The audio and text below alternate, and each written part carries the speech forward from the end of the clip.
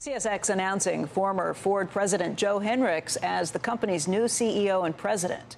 Hinrichs will take over the railroad starting September 26th.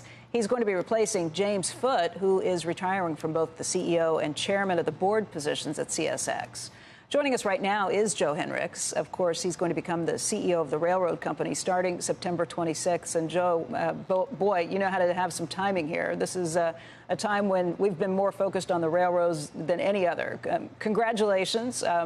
What happens first? Let's just talk about what you're hearing right now from this potential deal that looks like there is some sort of agreement. What happened?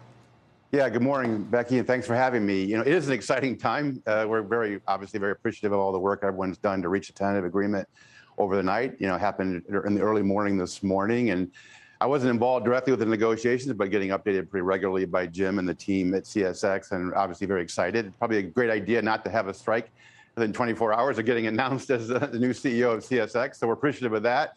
But actually, the next step really is to let the union handle the ratification process and move forward from here. It's a little weird that we've heard from the White House we've heard from the organization representing the railroads in this, but we have not heard anything from any of the unions yet. I think there are some questions because one of the smaller unions did not ratify a deal yesterday. They shot that down, even though their union leadership had signed off on that. How big is the risk that union members won't ratify this deal? Well, I think it's actually very low because there were so many people involved. Obviously, the Biden administration did a great job helping here, and the labor leaders have been involved with this for a couple of years. We'll let the process play out.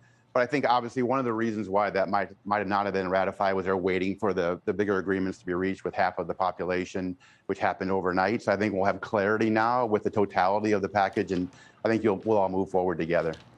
You know, this is pretty interesting. The details have been followed very closely on what the president's panel had recommended and what we knew was already accepted by the companies. 24% wage increases from 2020 to 24, an immediate payout that averages around $11,000. But the sticking point had been additional sick pay, paid days off for the employees there. And I think it's become a big issue because of precision railroading.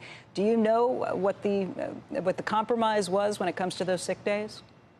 I have seen the tentative agreement details this morning, but it wouldn't be right for me to talk about it. Obviously, let our labor partners talk about it with their employees. But clearly, we think it's a good deal for the rail industry and for CSX particularly, and for our workers. And as you said, Becky, one of the most important things we have to do now is move forward. They've been in this process for quite some time. It's been a couple of years.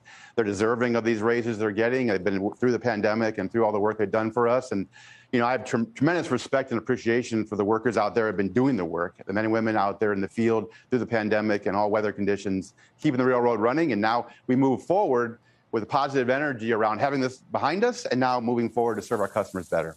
Yeah, it's very good news, I think, for the entire nation to have a strike averted in a situation like this, particularly with the inflation that we've been dealing with recently and the snarls in the supply chain. Joe, there was a downgrade that came for some of the U.S. rails from Bernstein. This came earlier this month.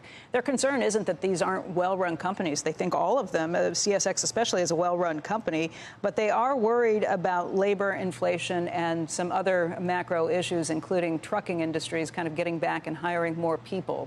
What would you say to concerns that with this wage increase, 24% over between now and 2024, what does that mean for operating costs?